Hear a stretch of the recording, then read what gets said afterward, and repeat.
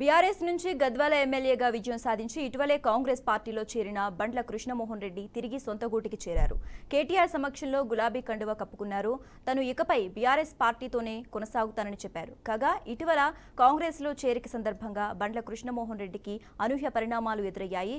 మాజీ ZP chairman Saritha Tirupathaiah MLA చేరికకు అడ్డంకులు సృష్టించడం, ఆయనపై ఘాటైన విమర్శలు చేయడం హాట్ టాపిక్ అయింది. చివరకు సరిత కన్నీరు పెట్టడంతో ముఖ్యమంత్రి రేవంత్ రెడ్డి ఇద్దరి మధ్య సయోధ్య కుదిర్చి బండ్లను కాంగ్రెస్లోకి ఆహ్వానించారు. అయితే బండ్ల సొంత గూటికి చేరటంలో మతలబు ఏంటని కాంగ్రెస్ శ్రేణులు అనుమానం వ్యక్తం చేస్తున్నాయి.